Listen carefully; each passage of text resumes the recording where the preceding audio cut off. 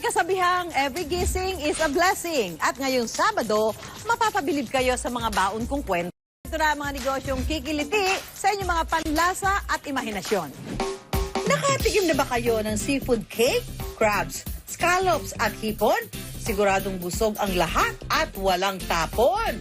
Start-up lang ako ng 10,000 capital. Kinikita namin around 50 to 70,000 a week po. At galing sa pagpinta, naghahatid ng matinding kita. Ako magkano sa bag, sabi mo gano'n. Sige, try mo yung isang sabi. Titinry ko, sabi mo maganda. Hindi ko na-porsi yun pero yung asawa ko na-porsi niya. Yung kinikita namin ngayon, nasa 6 digit na. Aesthetic na produkto, kumikitang negosyo. Pag araw-araw po ang order, kumikita kami ng 20 to 25,000 per month. Lahat na yan sa Pera Paraan.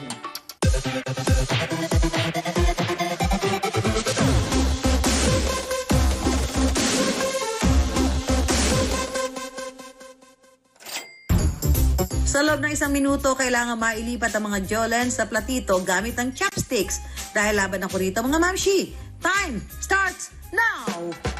In one, ayan, alam mo Sheila, pag may timer, ako na stress sa'yo ha.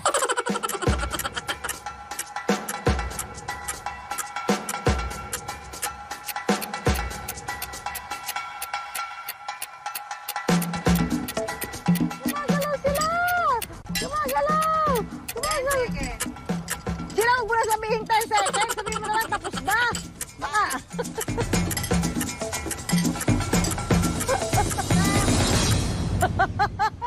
Tadadan!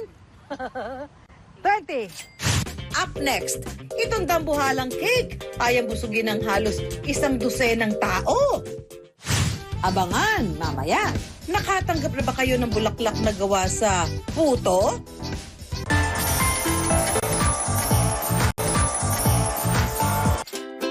Kung nagpagulong-gulong man ang mga jolens ko, aba, ang pagrolyo naman ng pagkain ito, dalay kitang maganda sa negosyo. Nag-resign po ako nun. Tapos bigla pong dumating yung pandemic, doon ko po naisip na mag-online business na lang. Mga leche flan, puto, yun po yung mga ginawa ko nung una. Siguro mga after 3 months, doon ko na po naisip na sushi na lang. Kaya po sushi kasi wala po kong masyadong kalaban. Sa halagang 10,000 piso, sinubukan ni Arvin ang paggawa ng sushi. Kinuha kong puhunan galing sa leche flan. Yung naipon ko po na sa pagle-leche flan ko po, 6 na flavors na rin po yung yung nagawa ko. Pina-pre-taste po muna namin sa mga friend namin kung ano pong lasa, kung ano po yung kulang, kung ano po yung kailangan gawin para ma-enhance po yung mga flavors. Dahil si Arvin na nag-iisang nagbebenta ng sushi sa lugar nila, naging patok agad ito. Gumawa po ako ng FB page. Ano lang po, share-share lang sa mga friends, family. Meron po akong single orders, platter, sushi bake, curry salad. At ang star sa kanilang menu, hindi raw sinasadya.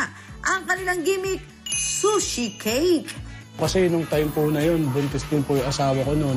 Medyo nangangailangan din po ng pera. Doon ko na po naisip na yung sushi cake na lang. Kasi yun nga, hilig siya sa mga baby milestones. Bali po, challenge po niya ako kung paano ko daw po gagawin yung ganyan na number. Yun, nagawa ko naman po. Doon na po nag-umpisa yung mga sushi cakes ko. Talaga namang katakam-takam ang version ng cake na ito. Maliban dyan, kabusugan din ang hatid nito sa negosyo ni Arvin. Bali, nung dumating po yung sushi cakes, doon po talagang dumoble po yung mga orders namin. Dati, kumikita po ako ng 10 to 15,000 per month lang po. Tapos nung dumating na po yung sushi cake, doon na po kumikita na po ako ng 30 to 40,000 po every month. Mukhang mapapagulong ka nga rin sa buong ganitong kita. Susunod sa Pera Paraan. Paano kaya ginagawa ang seafood cake na ito? Masusubukan ang skills ko sa pagbabalat ng hipon gamit-gamit ang kutsara at tinidor.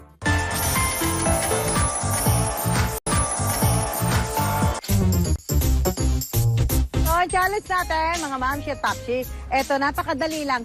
Simple lang, ha? Kailangan makapagbalat ng hipon gamit ang kutsara at tinidor. So, bawat 2 hipon na mabalatan ay may katumbas na 50 pesos ang kapa. Pagka naging 4, 100 pesos. Okay, ngayon po, ito ang ating challengers. Kuya Jerry, are you ready? Ready, get set, go! Tan-tanan!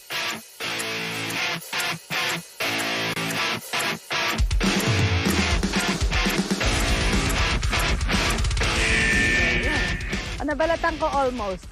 At least, di ba? At dahil dyan ko, Jerry, bigyan na lang kita ng 50 pesos. Total naman, nag-effort ka rin. Ang mga seafood na ito, mayroon na daw bagong bihis. Narinig niyo na ba yung tinatawag na seafood na cake? Tama kayo nang narinig mga mamshi. Ang cake na ito hindi matamis, kundi saucy and savory. Saucy as in social din. Yan lang naman ang naisipang pakulo ni John sa kanyang paluto business. Family business ko talaga, nag-start siya exporting ng crabs. Doon talaga, ever since na bata pa lang ako, yung parents ko na mismo nasa lineup po talaga ng seafood business. Taon 2019 ang simulan nito ni John, pero di raw niya akalain na ang pandemya magbubukas din ng bagong oportunidad para sa kanya. Mas dumami actually yung orders nung mismong pag-start ng pandemic kasi lahat ng restaurants and close, walang dine-in. So mostly talaga yung mga tao is nagpapa-deliver na. So yun mismo yung peak na namin. Nag-start up lang ako ng 10,000 capital. Pero sa pagnegosyo, hindi araw-araw tiba-tiba ang benta. Nang unti-unting nagbaba ng quarantine restrictions, naapektuhan ang negosyo ni John. Bumaba yung sales kasi nag-divert na ulit yung mga customers sa dining sa mismong mga stores, sa mga restaurants na kasi open na po sila. Online businesses talaga medyo humina. Ganun pa man para kay John, hindi raw pwedeng mawala sa market ang kanyang nasimulan. Gimmick is the king araw para buhayin ang medyo huminang negosyo. Doon na lumabas yung seafood cake na kailangan na namin maglabas ng something new. Tapos nakita lang namin online yung yung concept mismo na mga gumagawa ng iba't ibang cakes with other food. Wala naman kami ibang ideas or products na pwede namin i-serve outside the seafood. So, yung seafood na lang mismo yung ginawa namin cake. Dahil ang paandar ni John, mga mamshi, ihanda na mga sarili. Ipasisilip kasi sa atin ni John ang kanilang ipinagmamalaking seafood cake. Ang palaging bida rito, hipon at crabs. Naging extra special pa ito dahil may scallops din. Bago igisa ang seafood, kailangan muna itong pakuluan.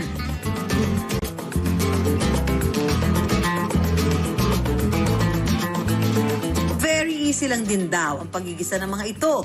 Tunawin ng butter, saka lagyan ng kaunting tubig at sunod na ihalo ang mga pampalasa. After that, mix-mix lang mga mamshi.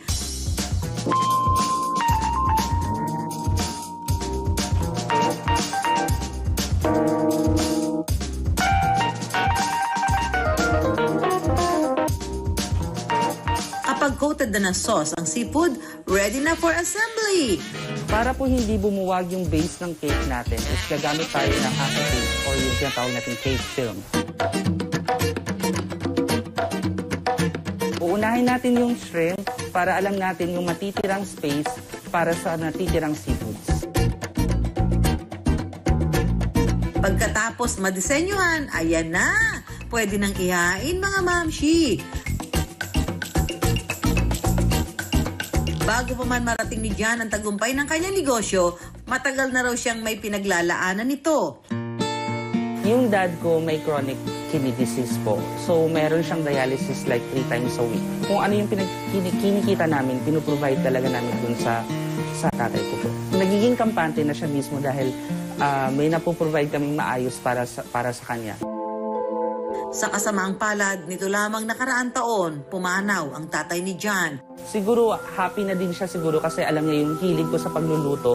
At the same time, yung kung anong sinark up nilang business na nasa line ng seafoods is kinontinue ko pa rin po. Kahit na siguro sa kabilang buhay, proud pa rin ang tatay ni John dahil ang kanyang negosyo, tumatabo lang naman ng... Ang kinikita namin around 50 to 70,000 a week po, net income. Another business po talaga yung pinaglalaanan namin para mas ma-offer pa namin lalo yung mga seafoods na alam namin na pwedeng i-offer sa mga customers po. Winner naman pala talaga itong si John. Bagong gimmick, bagong presentasyon. Yan ang mga winner ngayon. Dahil kahit ang simpleng menu na sa tahanan lang sinimulan, sure napapatok at pwedeng pagkakitaan. Susunod sa Pera Paraan. Pininturahang bag, solusyon pala para umangat mula sa kahirapan.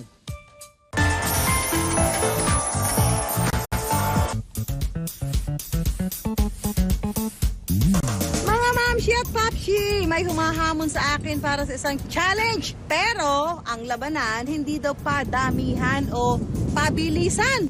Ano? Pagandahan ng pagpipinta. Aba, wala akong challenge na inuurungan. Eto na naman tayo sa isang challenge. Pagbibigyan natin, si Einstein, gusto niyang hamunin ang galing ko eh. Ako naman madaling kausap. Naninig na ako. Wala sa akin yan. Confidence level, mataas pa sa ipil. Okay, ready ka ba? Are you nervous? Konti. Konti? Ako hindi. Kasi sanay na ako sa ginagawang ito sa akin eh. Ang challenge, kailangan nyong maipinta ang tagpo na sasabihin ko sa inyo. Mayroon kayong 30 segundo para magawa ito. Handa na ba kayo? Don't rumingin yung salita. Mariusep. Akala ko pa naman word. Sulat word. I am ready. Okay, game. Ano na? Babaeng nakasakay sa kalabaw. Babae nakasakay sa kalabaw. Ito, babae. Paano ba yung kalabaw? Alam mo muna yung drawing mo, ma'am. Hindi ako marunong yung kalabaw eh. Ayan, mukha itong dinosaur. Sa akin kulay red eh. Ano ba ito? Ayan. Na-figure out mo ba? Parang ano ito eh. Apolinario yung mabini. Ako parang hippopotamus ang nangyari. Babaeng nakasakay sa kalabaw na nasa bukid. Akin ang nga lang yung una mo. Babae uli. Oh, pwedeng ko. Continue na lang natin, no? Teka lang, paano ba yung babae talaga na nakasakay sa kalabaw? Pag hindi pa yan naging malinaw sa inyo, ewan ko na. Okay na to? Class? Yung field obvious na obvious. Kitang-kita ko. Ang galing mo naman. Huwag ka lang nga sumali sa challenge. Babaeng nakasakay sa kalabaw na nasa bukid at may bit-bit na bayong. Bakit ba ikaw eh? Puro babae na nakasakay sa kalabaw. Alam mo, pangit talaga yung pen mo ha. Hindi ako makapopos. Pakopya nga. Ikaw naman, galingan mo. Nakikigaya na lamang nga ako eh. Abstract. Semi-abstract. O, diba? Halatang halata naman kung sino ang nanalo. Ang score, 3-0. Believe ako sa talent mo, Einstein. Ang talento hindi dapat tinatago, dapat ipineflex mo. Malay mo, baka ang galing mo sa pagkanta, pagsayaw, pagsulat, o pagpipinta. Makapagbigay pa sa iyo ng kita.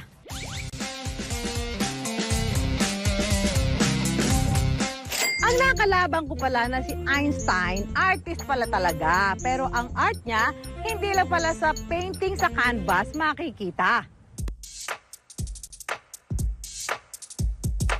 10 taong OFW sa Singapore si Einstein nang umuwi siya ng Pilipinas para makasama ang pamilya. Pero ang sumalubong sa kanya, patong-patong na problema. Nung panahon ng pandemic yung father ko namatay. Nagkasakit. Kasi ako lagi diyang kasama sa sa hospital. Tapos namatay siya, nakikita namin.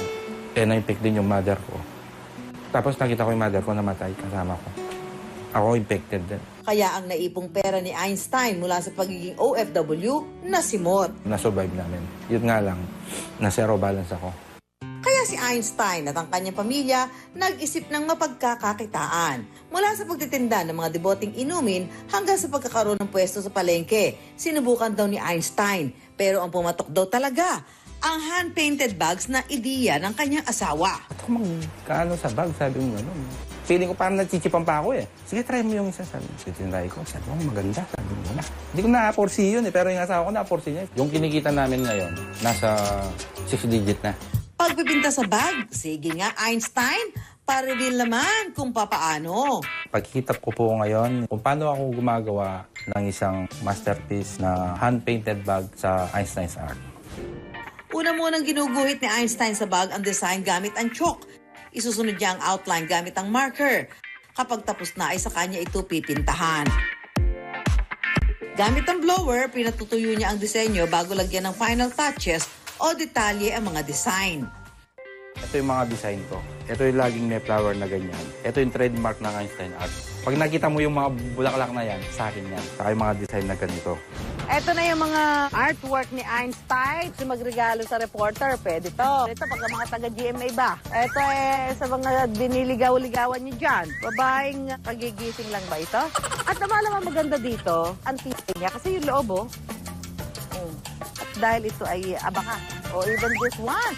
Timuan ba yun, naging sosyal na. Hindi na siya pang palengke, pang mall na. At lahat ito ay hand-painted ni Einstein, ha?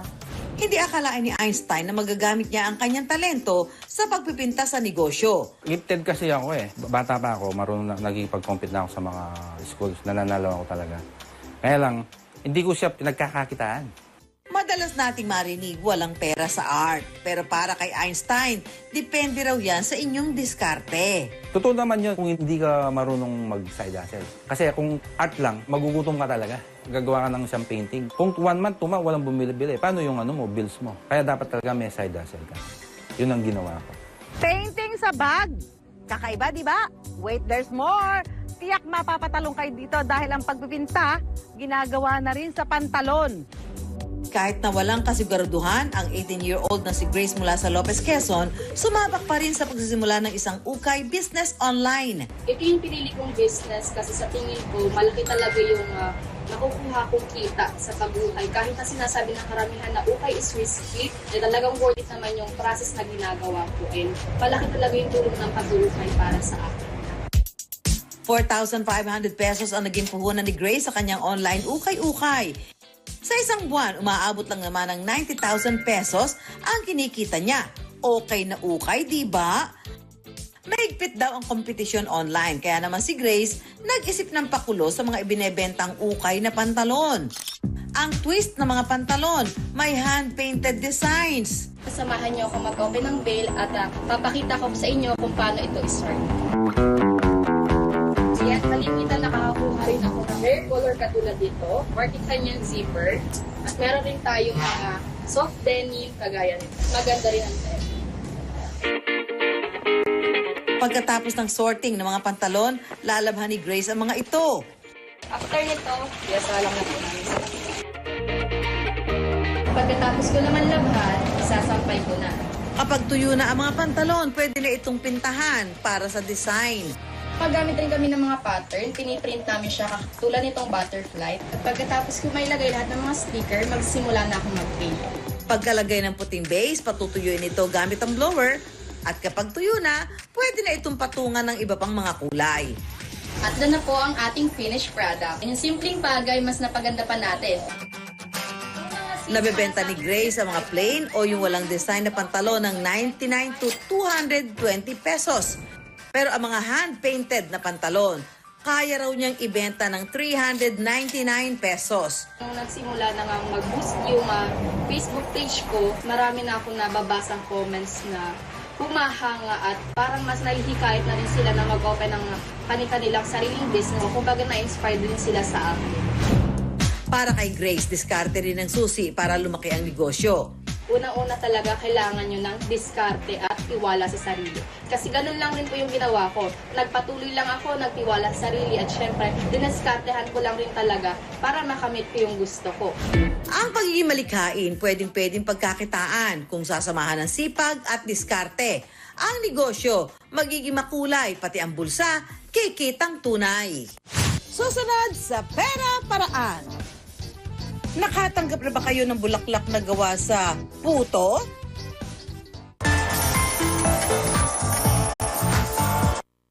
Sige, 50 days na lang, Pasko na. May ilang linggo pa para kayo'y makaraket for extra income. O kaya naman, ay makakuha ng bright ideas na pangregalo o panghandaan. Kaya, narito na ang kitang-kita ang kita ngayong Pasko. Ang ating negosyong ibibida, madalas na present sa mga handaang Pinoy. Mga kakanina ginawang aesthetic para sa negosyong click. Pero syempre, hindi pwedeng wala akong challenge, di ba? And for today's video, kailangan ko raw gumawa ng puto na photogenic. Challenge sa akin ay gumawa ng puto na parang strawberry. Hirap. So, ito na mga mamshi at papshi. Meron na akong mixture dito. May molde at saka ito pang pang-design. Ako, masusubok ang galing ko dito. Wala nang galing eh. Ganun na natin. Yan. Ito yung kasi parang ano nung tangkay eh. Ang galing ko naman kaya, oh. Para lang hindi siya mukha strawberry. Mukha lang siya ang melon. Puto. Jenik! Tan-tanana! Oh, ha? For the artwork, ang first song. Alam niyo ba kung paano ko mapaparami itong ginawa kong puto na photogenic? Eh di, puto copy ko. Ay nako, tama na nga ang biruan. Papakilala ko na ang nakilala naming magmamshi sa Laguna na may bilao business. Nanay na mahilig magluto at anak na mahilig mag-post online. Sila raw ang perfect combination para mabuo ang online business na Sweets by Ellie, na nagbebenta ng mga panghimagas na sumasabay sa aesthetic na makabagong panahon. IG-worthy, kumbaga. At ang ilan sa kanilang bestsellers, ang paborito ng mga Pinoy na kakanin. Tuwing peak season po, pag araw-araw po ang order, usually kumikita kami ng 20 to 25,000 per month. Isa sa kanilang produkto ang dambuhalang puto na ito with merengue. Tingnan nga natin kung paano ito ginagawa. Paghalu-haluin ang dry ingredients na cake flour, white sugar at baking powder. Kailangan pong masalang lahat para iwas buo-buo. Lagyan ito ng 3 cups of water, pero konti-konti lang muna mga mamshi. Kailangan po'y halong-halo para walang buo-buo. Kapag achieve na ang ganitong texture, itabi muna ito dahil gagawa na tayo ng merengue icing. Gamit ang hand mixer, paghaluin ang egg whites at asukal. Pero paunti-unti ang paglagay ng asukal, mga mamshi, ha? Okay na po ito. Kapag handa na ang merengue, isasama na ito sa cake mixture.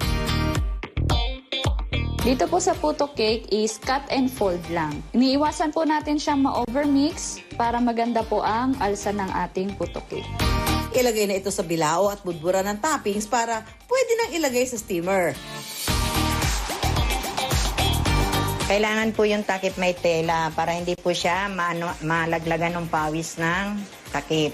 After 20 to 25 minutes, Ready na po ang ating puto cake.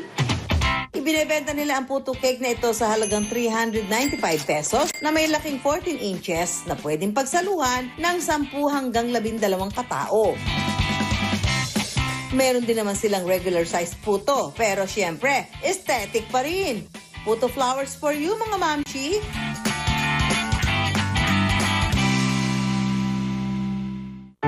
Nitong 2020 lang nagsimula ang Sweets by Ellie na may puhunang 4,000 pesos. Dati may corporate job si Joanna sa Maynila. Pero nang dahil sa pandemya at dahil nalaman niyang buntis siya, nagdesisyon daw siyang umuwi sa kanyang pamilya sa Laguna para mas maging safe ang kanyang pagdadalang tao. Meron kasi ako dating PCOS. Isa yun sa sakit ng mga babae ngayon. Kala ko hindi na ako magkaka-baby. Nang makauwi sa probinsya, dito na niya naisip ang pagtatayo ng online food business. Kasi si mama, marunong na siya ng kakanin. So, since marunong na siya, yun ang naisip naming ibenta. Ang kanyang nanay naman na si Darlita, full support sa business plans niya. Siyempre, bilang isang nanay, pag nakikita kong nagpupuyat si Joanna, nasasaktan din kasi ako. Siya ay may anak din na iniintindi. Kung halimbawa, pwede kong akuin yung puyat niya sa pagluluto, tinutulungan ko na lang siya. Nakatulong po yung kakaibang itsura ng mga kakanin ngayon kasi unang-una, kailangan ang customer mabusog din ang mata, hindi lang ang tiyan. So, aside sa lasa, kailangan maganda din siya sa paningin. Mula sa kakanin, dumami na rin ang produkto na ibinebenta nila. Nakatutulong din daw ito para suportahan ang mga kapatid niya na nag-aaral pa. Nakakatulong din po para makapundar kami ng iba't ibang gamit sa bahay. Kaya naman si Nanay Darlita, proud na proud daw sa nakikitang pagtutulungan sa kanilang pamilya. Malaki ang naitutulong na negosyo nito sa amin. Pati ako kumikita rin. Masaya kami sa negosyo namin, lalo't kaming magnanay ang magka-partner. Ang kutsintang ito, sawa na raw maging sidekick ng puto. Kaya ready na siya for bigger roles. Literal.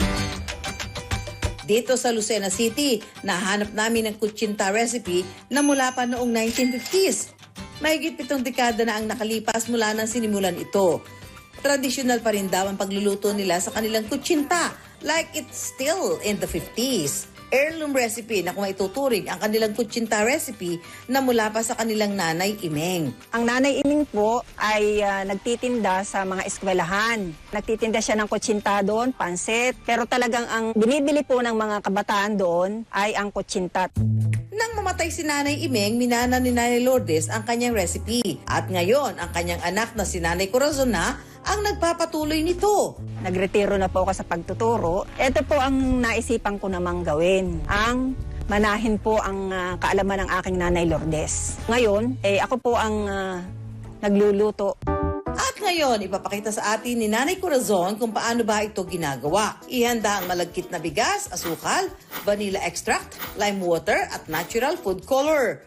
Padaanin na malagkit na bigas sa panggiling para maging pino ang mixture. Kapag in liquid form na ito, pwede nang ihalo ang iba pang ingredients. Pag tunaw na, ito naman po ay aking sasalain. Nang sa ganun po ay yung mga buo-buo, maalis. And just like that, pwede na itong isalang sa steamer. Ito po ay maluluto 30 to 35 minutes. Tadaan! Tapos na ang original kutsinta ni Nanay Imeng. Para sa toppings, for the kayod naman sila ng fresh na nyog bilang parte rin sa kanilang OG recipe. Ang isang bilao ng 16 inches na ibebenta nila ng 400 pesos. Pwede rin itong bilhin ng tingin na nakalagay sa tub for 60 pesos. 15 to 20,000 ang kinikita ni Nanay Imeng sa kasalukuyan. Pero kung ito po ay talagang puspusan o talagang sisipagan pa ng lalo, ay mas hihigit pa. Dahil matagal na ang kanilang produkto, naging challenge raw sa kanila kung paano ito isasabay sa makabagong panahon. Mabuti na lang at G rin sa pagtulong sa negosyo ang mga millennial at Gen Z na apo sa tuhod ni Nanay Imeng. Ever since po the pandemic, bali po naglabasan po iba't ibang pagkain, medyo naging challenge po siya in a way since po for millennials, mas mahilig po talaga sila sa mga fries, burgers. Pero in our case naman po, kaya po namin siya tapatan basta po nasa packaging lang po talaga and at the same time sa marketing po namin ng product sa Facebook.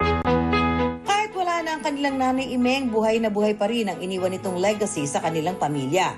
Yung Nanay Imeng ko, nakapagpatayo ng bahay, then siya ay nakapagpatapos din ng ilang mga anak. At ang bagong henerasyon nila, mukhang balak pa rin ipagpatuloy ang pamana ng kanilang lola. Mas naging close po kami, magkakapamilya, since nagtutulungan po kami mula po sa production, sa packaging, sa delivery po. Sama-sama po kami. At the same time po, nakakabigbigay po ito ng allowance sa lalo po sa amin magpipinsan since yung iba kong pinsan nag-aaral na po. Malaking tulong po talaga ang naibigay po nitong business po sa aming pamilya. Sa paghahanap ng inspirasyon sa pagninegosyo, huwag matakot lumingon sa OGs. Malay nyo, kaunting twist lang pala ang kailangan para makasabay rin ang mga ito sa makabagong mundo. Kaya laging tandaan, pera lang yan, kayang-kayang gawa ng paraan. Hanggang sa susunod na Sabado, 10:45 ng umaga dito sa